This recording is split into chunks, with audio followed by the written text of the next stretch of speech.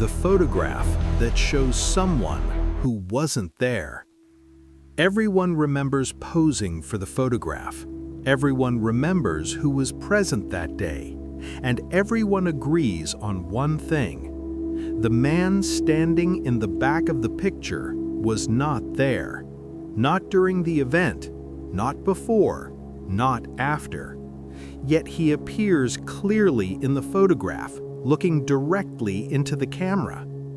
The photograph was taken on June 7, 2009, during a small family gathering in Ridgewood, New Jersey. It was a quiet afternoon birthday celebration. No hired photographers, no large crowd, no unfamiliar faces.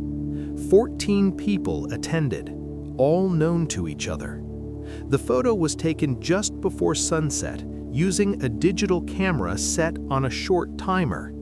Everyone gathered naturally, some smiling, some distracted, some mid-blink. Nothing unusual happened when the picture was taken. The anomaly wasn't noticed until later that evening when the photo was uploaded to a computer. That's when Marianne Cole, the host of the gathering, froze. There were 15 people in the image. The extra person stood slightly behind the others. A man in his late 30s, dark hair, neutral clothing, no exaggerated features. He wasn't blurred, he wasn't transparent, he wasn't distorted by motion or light. He looked like he belonged there, except no one recognized him. Marianne zoomed in. The man's face was sharp, his eyes were open. He was looking directly at the camera. And yet not a single person present that day remembered seeing him. At first, the explanation seemed obvious. Someone must have wandered into the frame at the last moment. But when Marianne sent the photo to everyone who attended, the responses were immediate and consistent. No one remembered him. Not a vague memory, not a partial recognition, nothing.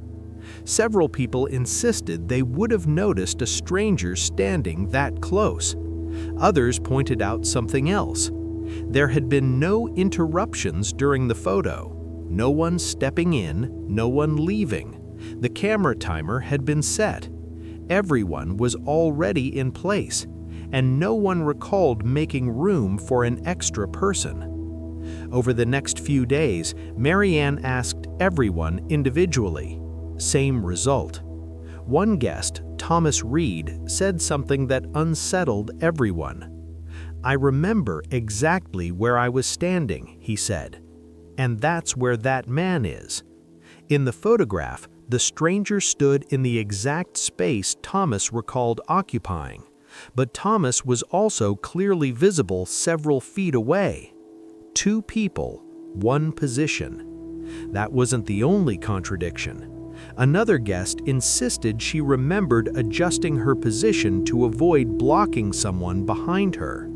But in the photo, no one stood behind her except the stranger.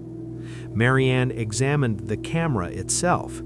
It had taken only 1 photo that afternoon. No burst shots, no overlapping images. The metadata showed no edits. The timestamp matched the moment everyone remembered. There were no reflections, no mirrors, no glass surfaces, no environmental explanation for duplication. The photograph was exactly what it appeared to be: a single image with 1 extra person. As the image circulated among friends and family, something else became noticeable. The stranger wasn't smiling. Everyone else was. Some people found this unsettling. Others dismissed it as coincidence. But then someone noticed his clothing. He was dressed slightly differently from the rest of the group, not out of place, but subtly so. Neutral colors, no visible logos, no identifying accessories. Almost generic, as if he didn't belong to any specific time in the image. Marianne posted the photo privately in local community groups, asking if anyone recognized the man. No one did. She contacted neighbors who lived nearby at the time. No matches. The image was shown to extended family members. Still nothing. Then someone suggested checking older photographs. That's when things became more disturbing. While reviewing older family photos, Marianne noticed something she hadn't seen before. In a photo taken 5 years earlier at a different event, a figure stood partially obscured in the background. The face was unclear, but the posture looked familiar. In another image, taken years later at a separate gathering, a blurred figure appeared near the edge of the frame. Always distant, always unacknowledged, and always, according to those present, unseen at the time. None of these images were staged. None were manipulated. Each came from different cameras, different locations, different years. When a local photography expert examined the image, the explanation was cautious. 1. Digital artifacting. Rare software glitches can composite unintended elements, but the expert admitted this usually results in distortion, not clean human figures. 2. Memory failure. Groups can misremember details, especially in casual settings, but total agreement among all witnesses was unusual. 3. Unnoticed passerby. Someone could have stepped in frame unnoticed, but the environment didn't support it. The gathering took place in a fenced backyard. No public access, no reason for a stranger to be present. Each explanation explained part of the mystery. None explained all of it. Months later, Marianne noticed something she wished she hadn't.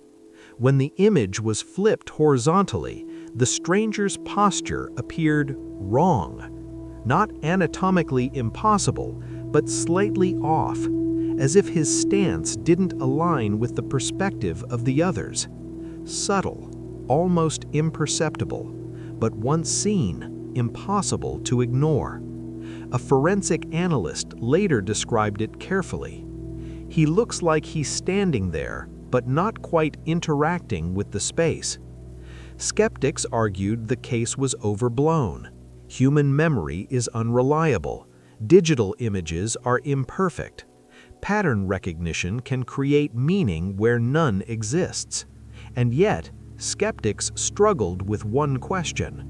Why did no one remember him? Not a single person. And why did similar figures appear in unrelated photos over time, always unnoticed? Coincidence explained some things, but coincidence doesn't usually repeat itself so consistently. The photograph remains unchanged. No new information has surfaced. No identification has been made.